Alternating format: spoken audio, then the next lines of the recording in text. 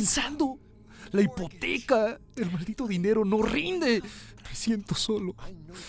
Lo sé porque lo siento. ¿Qué está tramando? Nunca me llama, nunca me dice nada. El estrés es un infierno para toda la gente. Aqueja nuestra mente, nos mantiene despiertos por la noche, nos desequilibra. Pero no siempre fue así. Alguna vez su propósito fue salvarnos. Para un mamífero normal, el estrés significa 3 minutos de terror en la sabana y luego lo superas. Pero todo cambió. Lo que alguna vez nos ayudó a sobrevivir se convirtió en el azote de nuestras vidas. Hoy, descubrimientos científicos en el campo y en el laboratorio prueban que el estrés no es un estado mental, sino algo que se puede medir y que es peligroso. No es un concepto abstracto. No es algo que se deba dejar para después. Es algo que se debe atender enseguida. En algunos de los lugares más inesperados, los científicos revelan lo letal que puede llegar a ser el estrés.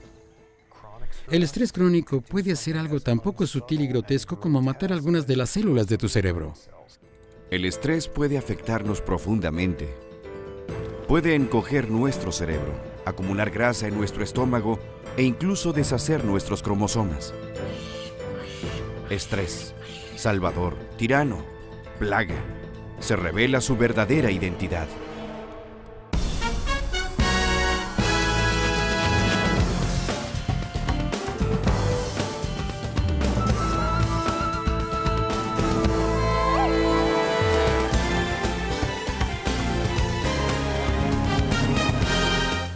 Estrés, retrato de un asesino.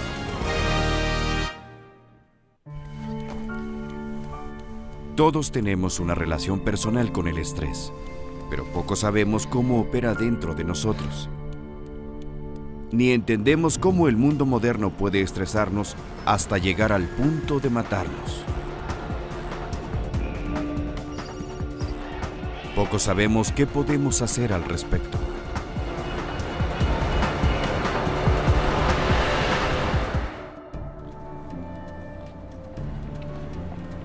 Durante las últimas 3 décadas, el neurobiólogo de la Universidad de Stanford, Robert Sapolsky, nos ha ayudado a entender el estrés, cómo afecta nuestro cuerpo y cómo nuestra posición social puede hacernos más o menos propensos. Pasa la mayor parte del tiempo enseñando e investigando en el estresante mundo de la ciencia del cerebro. Un enorme contraste entre...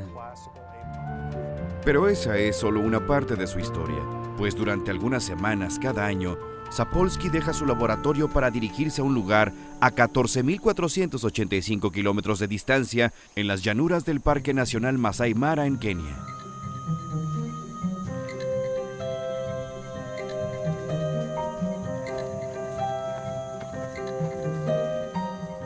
Robert Sapolsky vino por primera vez a África hace más de 30 años por una corazonada.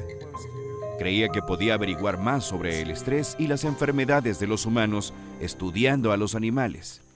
Y sabía bien cuáles animales. Si vives en un lugar como este y eres un babuino, debes pasar 3 horas al día buscando comida.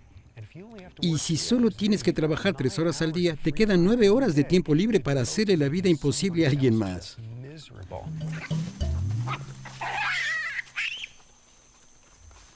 Su estrés no se debe a que los leones los persiguen. Se estresan entre ellos mismos. Su estrés se debe al tumulto psicológico y social creado por su propia especie. Son el modelo perfecto para las enfermedades occidentales relacionadas con el estrés. Para determinar el daño que el estrés estaba causando, Sapolsky deseaba observar por primera vez a estos babuinos salvajes a nivel celular. Para hacerlo, tenía que tomar una muestra de sangre de una forma inusual. Básicamente lo que haremos es anestesiar al babuino sin que sepa con qué propósito. No queremos que haya factores externos que le provoquen estrés. No se trata de subirse al jeep y perseguir al babuino durante 3 horas para agotarlo y luego lanzarle un dardo con anestesia.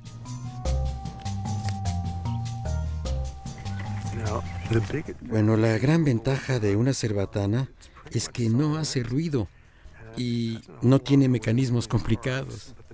Pero la desventaja es que no lanza muy lejos. Bueno, pues aquí estamos. Pasamos mucho tiempo intentando no asustar a los babuinos. Lady, bien. Se está tambaleando. Ya cayó. Robert mide los niveles de hormonas de cada una de las muestras de sangre, fundamental en la respuesta al estrés. Para entender lo que sucede en tu cuerpo, hay dos hormonas encargadas de la respuesta al estrés. Todos conocemos una, la adrenalina, también llamada epinefrina. La otra es una hormona menos conocida llamada glucocorticoide que se produce en las glándulas adrenales junto con la adrenalina, y estas son las dos partes principales de la respuesta al estrés. La respuesta al estrés y esas dos hormonas son fundamentales para nuestra supervivencia. Aquí el estrés es ocasionado porque alguien quiere comérselos o ellos se quieren comer a alguien y pasan por una crisis. Cuando corremos para salvar la vida, lo básico es lo más importante. Los pulmones trabajan más para bombear grandes cantidades de oxígeno al torrente sanguíneo. El corazón se acelera para bombear ese oxígeno a todo el cuerpo para que los músculos respondan de inmediato. La presión arterial debe funcionar bien para entregar esa energía. Hay que desconectar cualquier cosa que no sea imprescindible como el crecimiento, la reproducción, y se trata de salvar la vida. No es tiempo para ovular o para reparar tejidos, eso hay que hacerlo después, si es que hay un después. Cuando la cebra escapa, su respuesta al estrés se desconecta. Pero aparentemente los seres humanos no pueden desconectarlo. Activamos exactamente la misma respuesta al estrés en estados meramente psicológicos.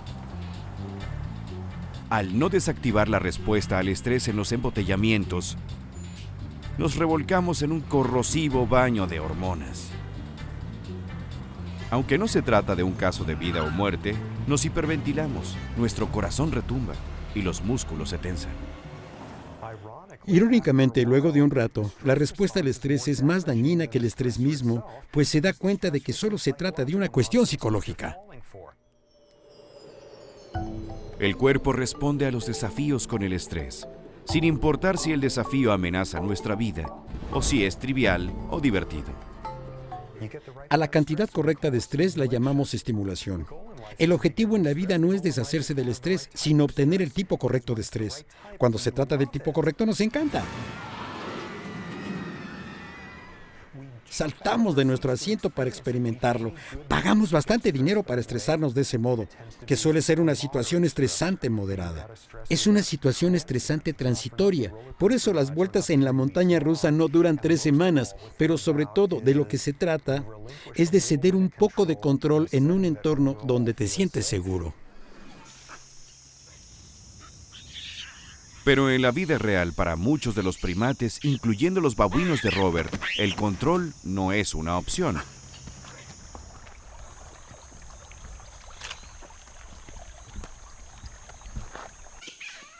Ahí tienes a un macho grande que pierde una pelea y persigue a un joven. Este muerde a una hembra adulta, esta golpea a un adolescente y este arroja a una cría de un árbol. Todo en 15 segundos. Hasta el momento el causante del estrés es la falta de control, la falta de predictibilidad. Si tú estás sentado ahí observando una cebra y si alguien que pasa por ahí tiene un mal día, te dará una paliza.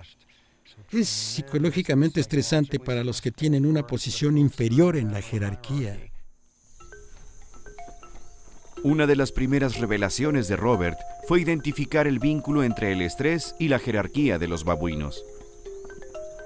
Algunos grupos de babuinos tienen más de 100 miembros. Al igual que nosotros, han desarrollado cerebros grandes para navegar en las complejidades de las sociedades grandes. La supervivencia en este lugar requiere algo de sentido común cuando los machos más agresivos y maliciosos suben de categoría y obtienen todas las ventajas. Las hembras comen todo lo que pueden. Y hay muchos competidores. Cada macho sabe cuál es su lugar en la sociedad, quién lo puede torturar, a quién puede torturar él y a quién puede torturar el torturado. Confesar esto después de 30 años es algo terrible, pero en realidad no me gustan tanto los babuinos. Claro, a lo largo de los años me he encariñado con algunos, pero hay algunos de lo peor. Son maquiavélicos, traicioneros y se portan horribles con los demás. Así que son muy útiles para mis estudios científicos. Yo no estoy aquí para convivir con ellos, son perfectos para mis investigaciones. Hace 22 años, a la edad de 30 años, Sapolsky obtuvo, gracias a sus investigaciones, la beca de genio de la Fundación MacArthur. Sus primeros trabajos, la medición de hormonas de estrés en la sangre extraída, dieron paso a dos importantes descubrimientos. La categoría del babuino determina el nivel de hormonas de estrés en su sistema. Así que, si se trata de un macho dominante, el nivel de hormonas de estrés es bajo. Si se trata de un babuino sumiso, es mucho más alto. Hubo un hallazgo aún más revelador. En la muestra de Sapolsky, los de mejor jerarquía tenían el ritmo cardíaco elevado y la presión arterial alta. Esta era la primera vez que alguien relacionaba el estrés con el deterioro de la salud de un primate en su hábitat natural. Básicamente, si eres un babuino poco sano y estresado, lo que es muy común, con presión arterial alta, niveles altos de hormonas de estrés, un sistema inmunológico que no funciona bien, tu sistema reproductivo es más vulnerable. La química de tu cerebro tiene algunas similitudes con lo que se ven en las personas con depresión. Y estas cosas no son vaticinadores de la vejez.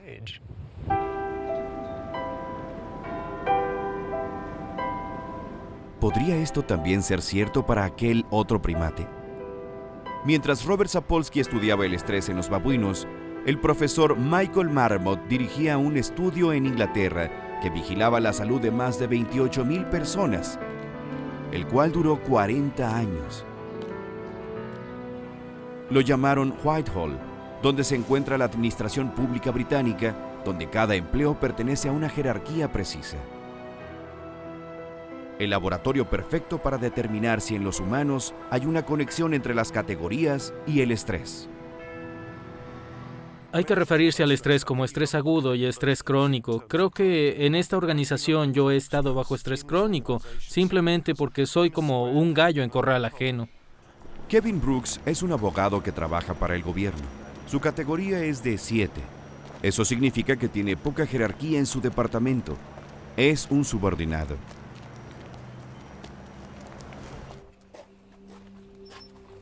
Sarah Goodall también trabaja para el gobierno. A diferencia de Kevin, ella es una funcionaria con una categoría alta. Hay cerca de 160 personas a mi cargo dentro del sector. Realmente disfruto trabajar como funcionaria pública. Es un ambiente dinámico, puede llegar a ser emocionante. Me gusta trabajar con mucha gente, así que realmente lo disfruto. Observaciones tan diferentes como esta ejemplifican uno de los hallazgos más sorprendentes del estudio Whitehall. En primer lugar, mostró que entre más baja sea tu categoría, hay riesgo de sufrir un ataque al corazón y otras enfermedades.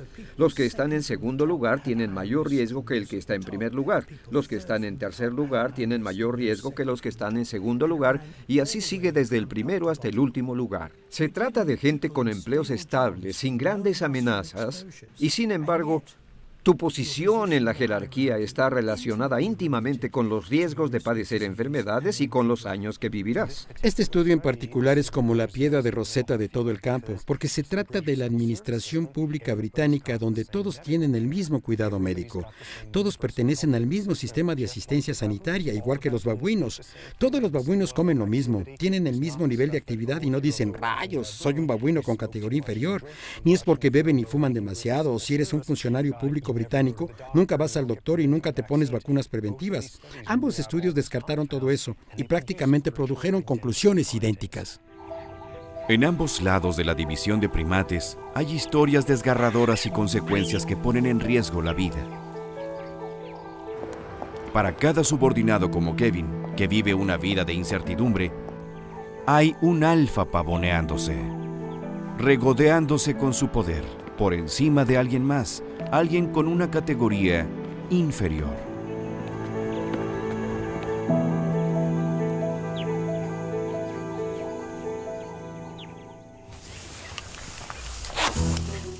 Ah, le diste. 12:46. ¿Ves dónde está el dardo? Sí, lo veo. Bien, ¿cuál creen que tiene una categoría superior? El nuestro. Sí, así es. Con cuidado, espero que el otro no lo moleste. Robert trajo a su familia a África este año. Su esposa, la neuropsicóloga Lisa Sher Sapolsky, también ha hecho una extensa investigación con los babuinos. Por primera vez, trajeron a sus hijos con ellos, Benjamin y Rachel. ¿Estará realmente dormido?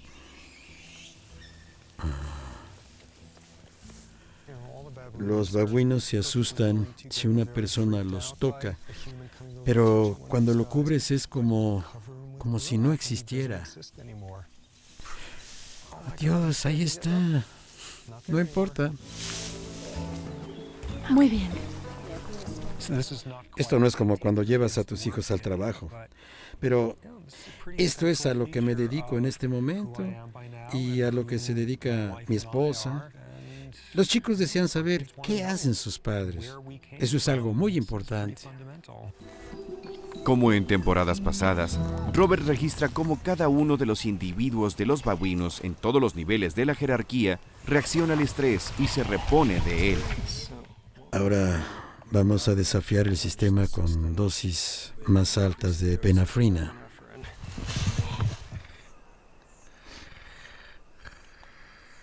La sangre recoge de inmediato la respuesta al estrés del babuino, signos vitales que pueden ser congelados perpetuamente. Es como un almacén del que podrías obtener información. Tengo muestras de sangre congeladas de hace 30 años y nunca se sabe cuándo surgirá una nueva hormona u otra cosa. Y es entonces cuando hay que sacar y mirar esas muestras de cuando Jimmy Carter era presidente. 150 y 25. Anticipar el largo alcance del estrés es una idea reciente, pues cuando Robert tenía la edad de Rachel, los científicos creían que el estrés era causado solo por un gran problema. Los dolores de estómago que describe, los ruidos y el ardor, esos son claros síntomas de una úlcera gástrica. Hace 30 años, lo que nos venía a la mente cuando se mencionaba el estrés eran las úlceras. Estrés, úlceras, estrés, úlceras. Esa fue la primera enfermedad relacionada con el estrés y se descubrió hace 7 años. Lo que quiero que haga es que trabaje en su actitud. ¿Mi actitud? Así es. Las úlceras surgen a causa de sentimientos erróneos. Debe ser honesto con usted mismo respecto a lo que siente. Será mejor que busque otro doctor. La conexión entre el estrés y las úlceras era la idea que dominaba en la medicina hasta mediados de los 80. Luego, investigadores australianos identificaron una bacteria como la causa principal de las úlceras. Esto acabó con todo el campo. No tenía nada que ver con el estrés. Se trata de un desorden bacterial. Apuesto que la mitad de los gastroenterólogos de todo el mundo salieron a celebrar esa noche cuando lo escucharon. Debió ser una gran noticia. Ya nunca más tendría que preguntarles a sus pacientes si se sentían estresados porque no tenía nada que ver con el estrés. Se trata de un desorden bacterial. La solución ya no sería el manejo del estrés. Ahora podría ser algo tan simple como una píldora. Fue un gran avance. El estrés no ocasionaba las úlceras. Caso cerrado. Pero pocos años después, la investigación dio un nuevo giro. Los científicos descubrieron que la úlcera que causaba bacteria no era algo único. De hecho, 2/3 de la población del mundo la tiene. Entonces, ¿por qué solo una fracción de esas personas desarrollan úlceras? La investigación reveló que cuando el cuerpo está estresado, comienza a desconectar los sistemas no esenciales, incluyendo el sistema inmunológico. Y quedaba claro que si el sistema inmunológico se desconecta, las bacterias del estómago pueden causar estragos. El estrés impide que el cuerpo repare las paredes del estómago cuando se comienza a descomponer debido a esta bacteria.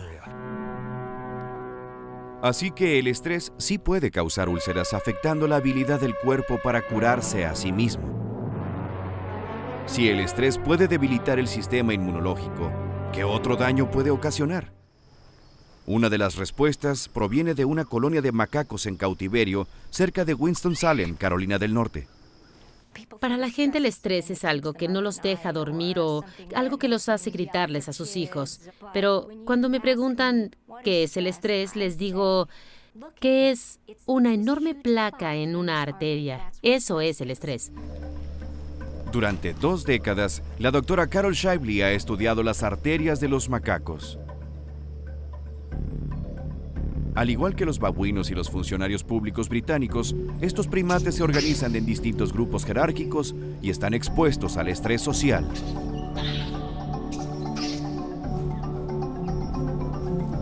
Las hormonas del estrés pueden provocar una intensa y negativa respuesta cardiovascular, latidos fuertes y un incremento en la presión arterial. Así que si el estrés sigue a las categorías, el sistema cardiovascular de un macaco de alto rango, digamos que es un macaco director ejecutivo, ¿sería diferente que el de su subordinado? Cuando Shibley observó las arterias de un macho dominante, uno con un historial mínimo de estrés, sus arterias estaban limpias. Pero las arterias de un subordinado nos muestran algo muy diferente. La arteria de un subordinado tiene más aterosclerosis que la arteria de un dominante. El estrés y el fluido de hormonas resultantes incrementó la presión arterial, dañando las paredes de la arteria y convirtiéndola en un depósito de placa. Así que cuando te sientes amenazado, tus arterias no se expanden y no llega suficiente sangre al músculo del corazón y eso puede ocasionar un ataque al corazón. Este no es un concepto abstracto, no hay que dejarlo para después. Hay que atenderse de inmediato porque está afectando el funcionamiento de tu cuerpo. El estrés que tengas hoy afectará tu salud mañana y en un futuro. El estrés social y psicológico, ya sea en humanos, en macacos o en babuinos, puede obstruir nuestras arterias, restringir el fluido sanguíneo, arriesgar la salud de nuestro corazón. Y ese es solo el comienzo del mortal recorrido del estrés.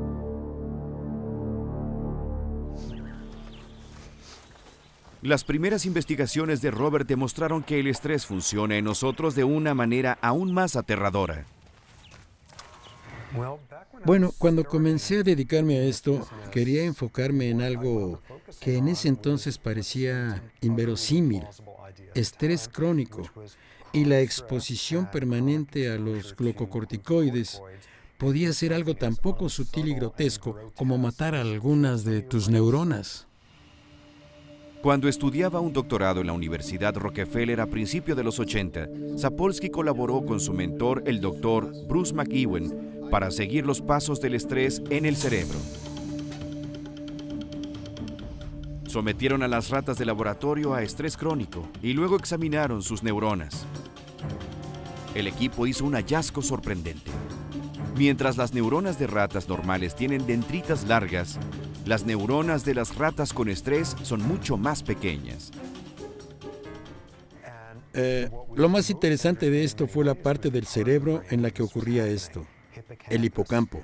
Si tomas clases de introducción a la neurobiología, lo que te enseñará es que el hipocampo se relaciona con la memoria y el aprendizaje. El estrés en estas ratas encogieron la parte de su cerebro responsable de la memoria. El estrés afecta a la memoria en 2 formas. El estrés crónico, que puede cambiar los circuitos del cerebro. Esto nos hace perder la habilidad para recordar las cosas de forma correcta. Un estrés muy severo puede tener otro efecto. A menudo decimos que el estrés nos atonta, no nos deja pensar.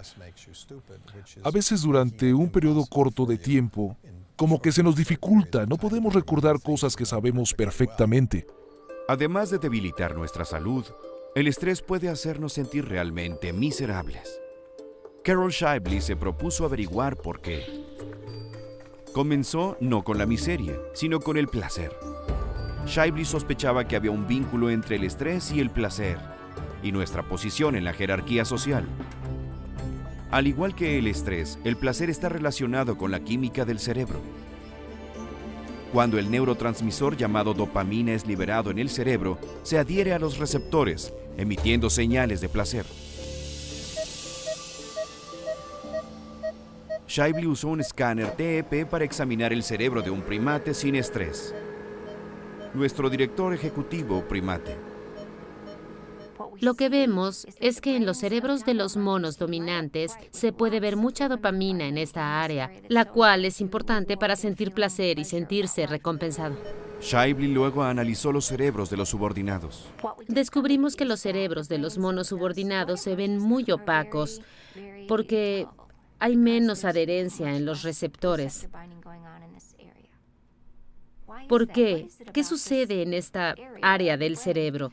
Cuando hay menos dopamina, todo lo que normalmente te produciría placer es menos placentero. El sol no te parece tan brillante, la hierba no te parece tan verde y la comida no te sabe tan bien, debido a la forma en la que está funcionando tu cerebro, y esto debido a que tu posición en la jerarquía social es inferior. Una de las características de una categoría inferior es ser de categoría inferior. Esa característica se vuelve más fuerte cuando se trata de humanos. No es solo pertenecer a un nivel inferior o ser pobre, sino sentirse de un nivel inferior y sentirse pobre. Y la forma más efectiva en la que la sociedad te hace sentir como basura es recordarte una y otra vez de lo que careces. Richmond, California, una ciudad donde los extremos de la sociedad se pueden ver desde el auto. Esta es la ruta que regularmente toma el cardiólogo Jeffrey Riederman. Se puede aprender mucho sobre la aflicción de la gente y sobre la salud al visitar los vecindarios. En este vecindario la expectativa de vida es muy buena. La mayoría de la gente es muy saludable, pero conforme subimos la colina, la gente es mucho menos privilegiada. Cuando hacemos la transición, el estatus social comienza a bajar e igualmente los resultados de salud en esas áreas son peores. Esta gente no tiene la misma forma de vida que la gente del área de clase media por donde pasamos. La gente está en guardia, vigilante.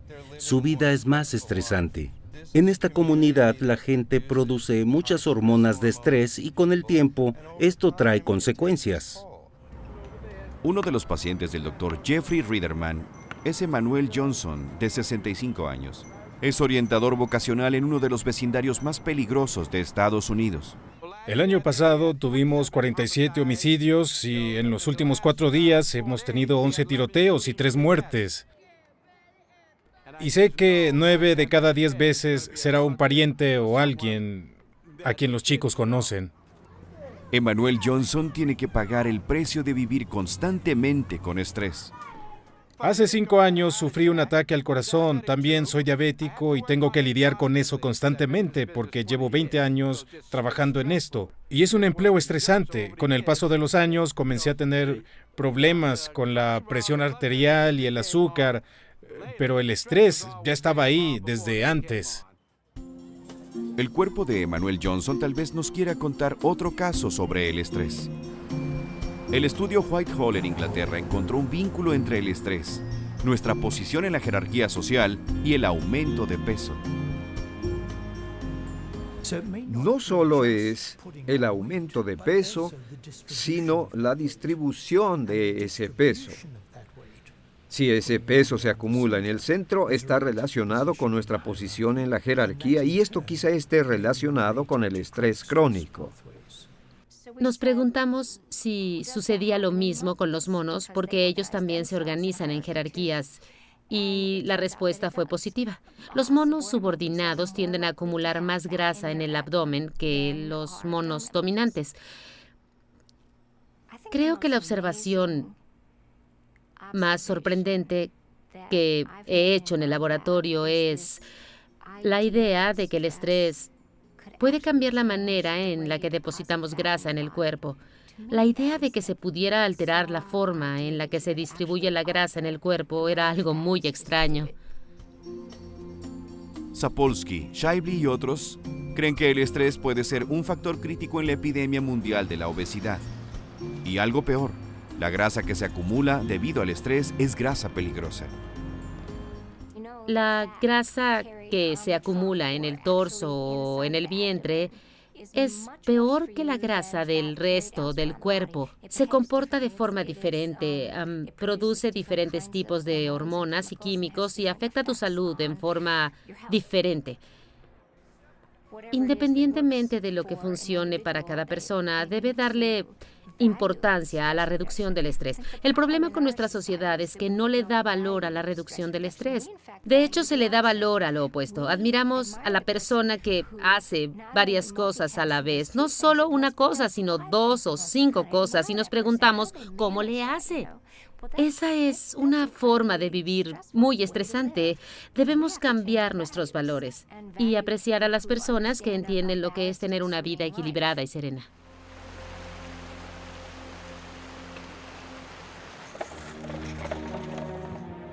Un momento desgarrador en la historia revela que es posible que el estrés nos dañe mucho antes de que nos podamos dar cuenta.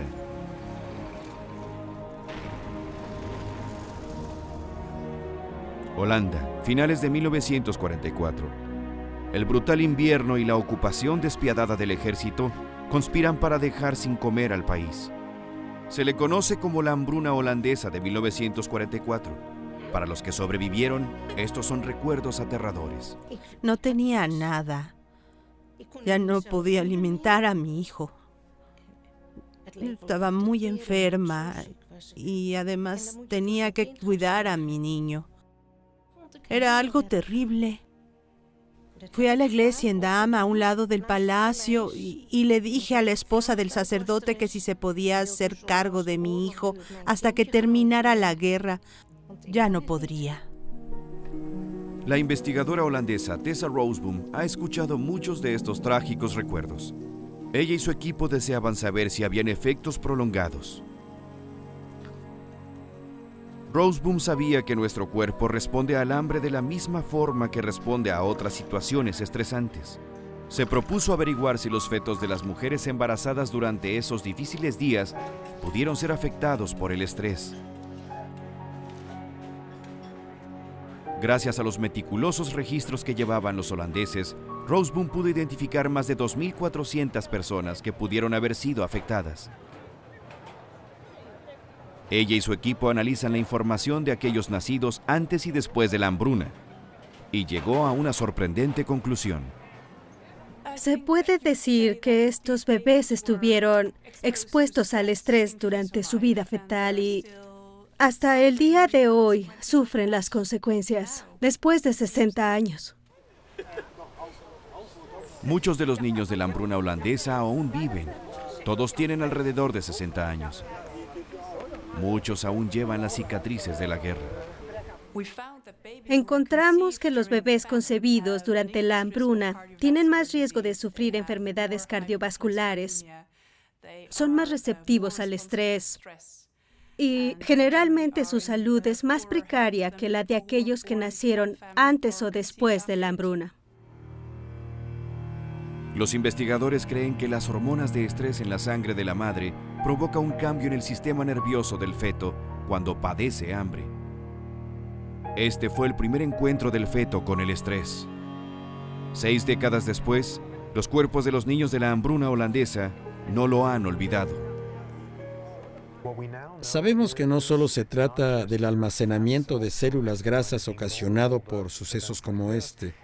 También es la química del cerebro, tu capacidad para estar alerta, tu capacidad para responder al estrés de la mejor manera y no de la peor manera.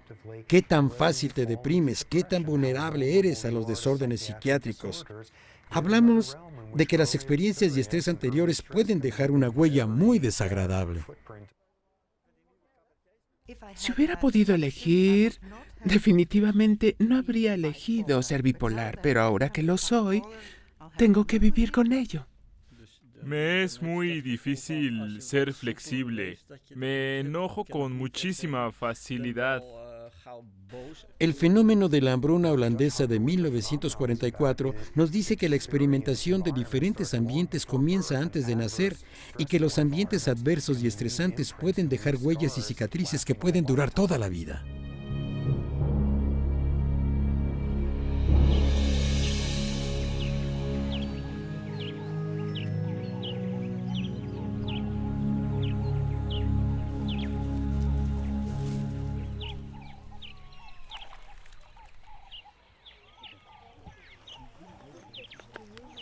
Durante los estudios multigeneraciones de este año, Robert, que ha pasado su carrera documentando los efectos del estrés en el individuo y en una célula, rastrea las huellas del estrés en nuestro cuerpo de una forma más profunda.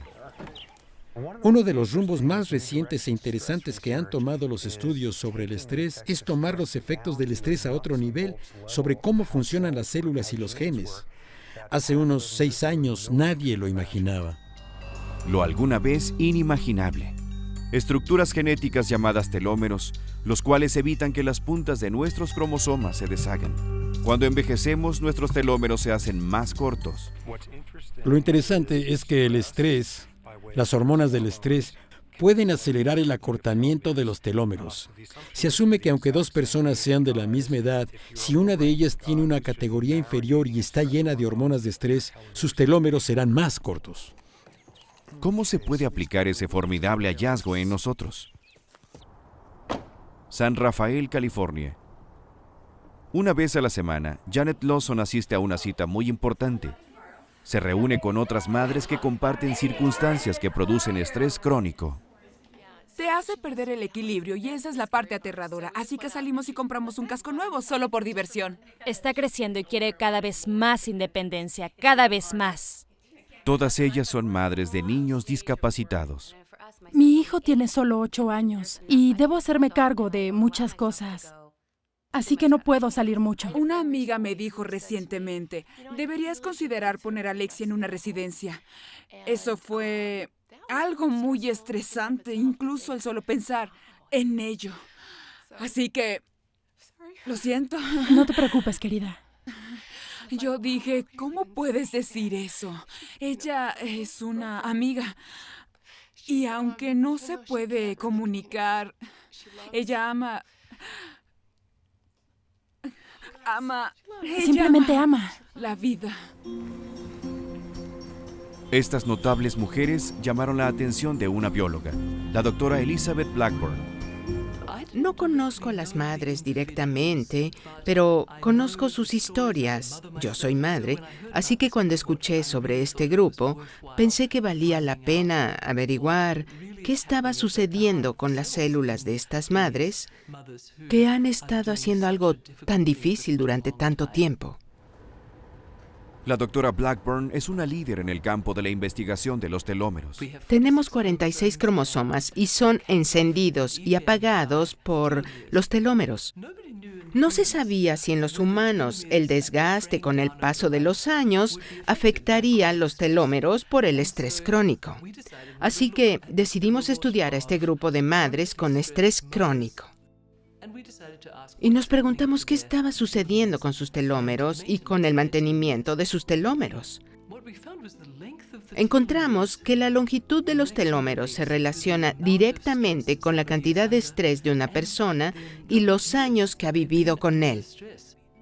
Estas madres se convirtieron en el objetivo del estudio de una colega de la doctora Blackburn, la psicóloga Elisa Eppel.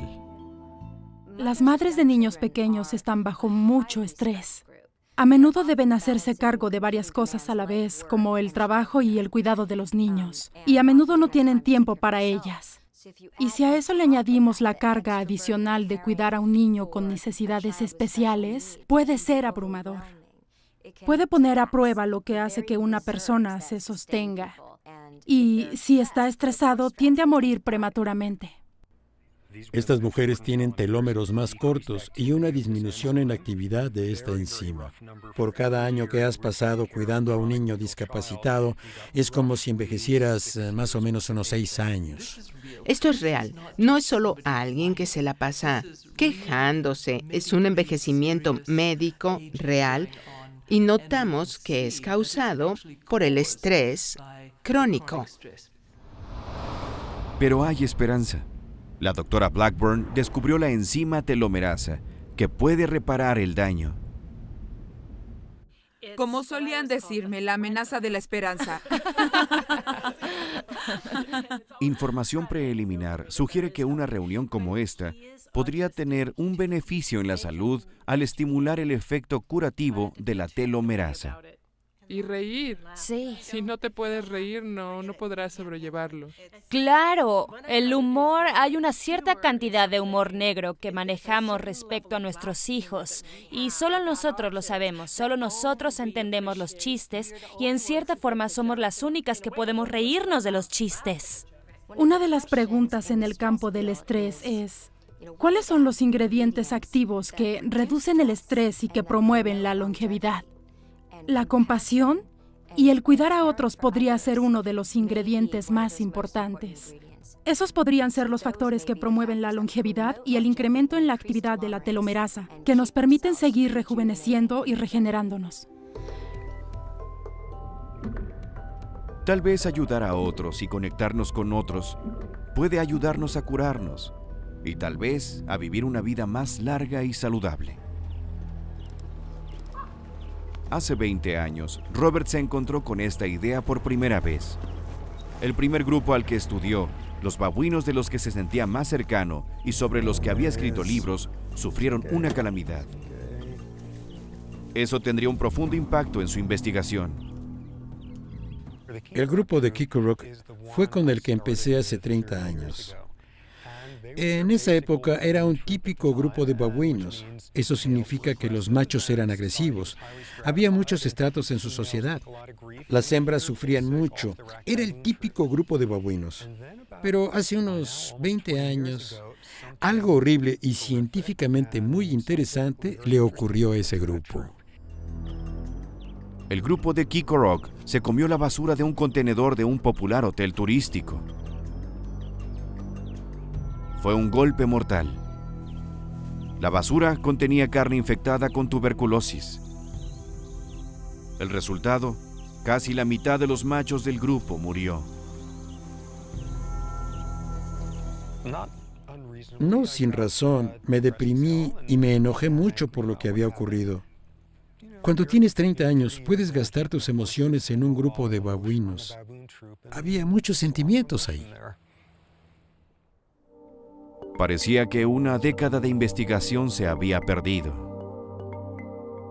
Pero luego hizo una curiosa observación sobre quién había muerto y quién había sobrevivido. Los que murieron no murieron al azar. Si eras agresivo en ese grupo y si no estabas relacionado socialmente, si no pasabas tu tiempo con los demás o acicalándote, si eras esa clase de macho, morías. Todos los machos alfa murieron. El grupo de Kikorok se transformó.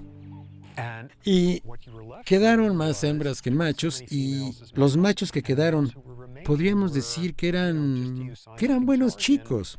No eran agresivos, se portaban bien con las hembras, eran muy sociables, y eso transformó completamente la atmósfera del grupo.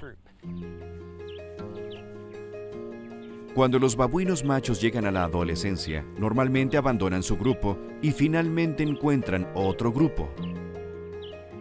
Cuando los nuevos adolescentes entran a un grupo, actúan de la misma forma grosera que cualquier otro adolescente macho del planeta, y les toma unos 6 meses aprender que en ese grupo no actúan así, que no son tan agresivos, que pasan más tiempo expulgándose unos a otros, que los machos se portan bien con otros machos y que no deben agredir a las hembras si están de mal humor. Les toma unos 6 meses asimilar el estilo. Los babuinos tienen cultura. En este grupo en particular hay muy pocos niveles de agresión y altos niveles de sociabilidad, y siguen igual después de 20 años. La tragedia le proporcionó a Robert una lección fundamental. no solo acerca de las células, sino de cómo la ausencia de estrés puede afectar a una sociedad. ¿Tienen estos chicos los mismos problemas de presión arterial alta? No.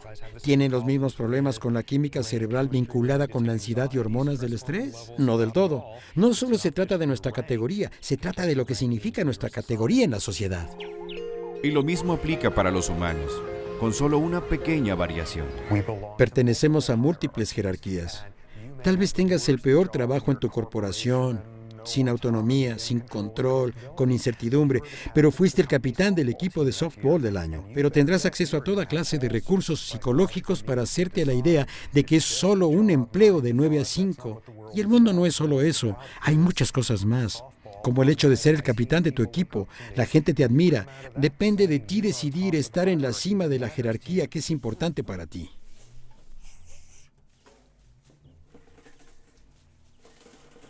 Eso funcionó. Hay mucho excremento de babuino que, bajo las circunstancias y experimentos correctos, sería una mina de oro. Desafortunadamente ahora es solo una jaula que tengo que limpiar.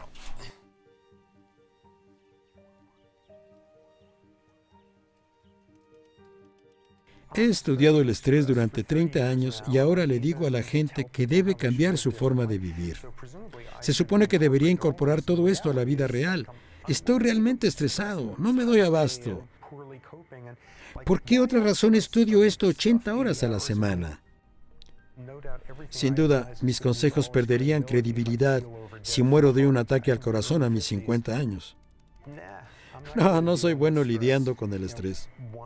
Una ventaja que tengo es que me encanta mi trabajo. Me gusta todo lo que hago. Eso es algo bueno. Claramente, este lugar es muy diferente a la sabana en África del Este. Aquí puedes hacer ciencia. Es algo muy diferente y más interesante de cierta manera. Puedes bañarte con agua caliente con regularidad. Es un mundo más interesante y variado en muchas formas, pero hay muchas cosas allá afuera que te pierdes.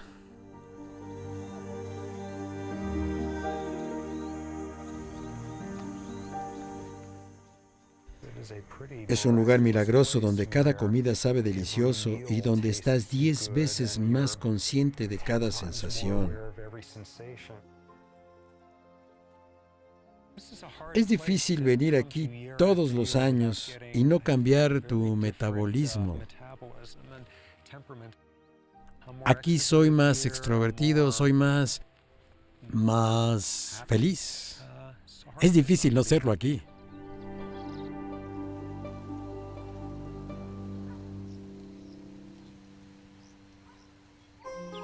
Así que un antídoto contra el estrés es encontrar un lugar donde podamos tener el control.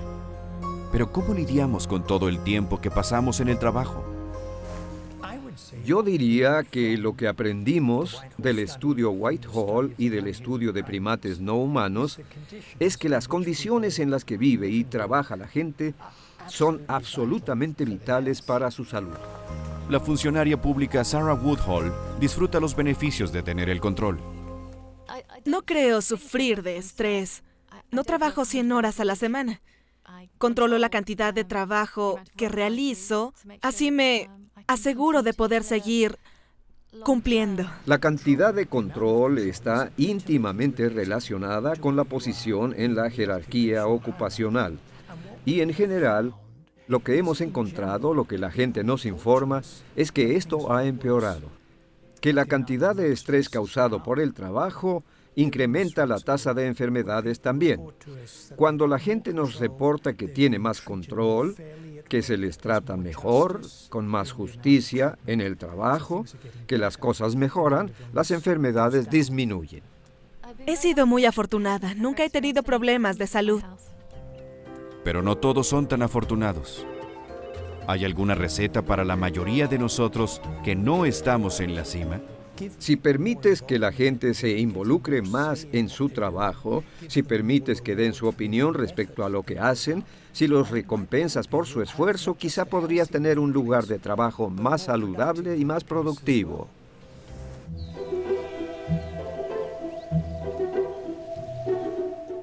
¿Quién hubiera imaginado que los babuinos de Robert nos mostrarían una utopía libre de estrés? Esto podría sonar un poco extravagante, pero creo que lo que intentamos es crear una mejor sociedad. Las implicaciones tanto de los babuinos como de los funcionarios públicos británicos, ¿cómo podemos crear una sociedad que tenga las condiciones que le permitan a la gente crecer? De eso es de lo que se trata, de crear una mejor sociedad que promueva el crecimiento de las personas. Los babuinos le han enseñado a la persona promedio a no morder a alguien solo porque tuvo un mal día, a no comportarse mal. La afiliación social es algo muy importante si es que alguien vive en un mundo donde domina la ambición, la competitividad y todo ese tipo de cosas que se consideran importantes. Una de las formas más importantes de socializar es dar en lugar de recibir. Todas esas cosas hacen que el mundo sea mejor.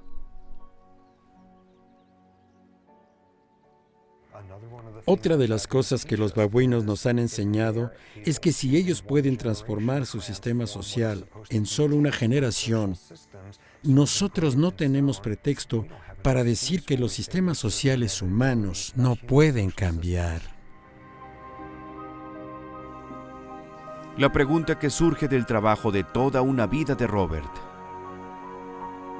¿tenemos el valor para aprender de un babuino? El grupo de Kikorok no solo sobrevivió sin estrés, sino que prosperaron. ¿Podremos nosotros?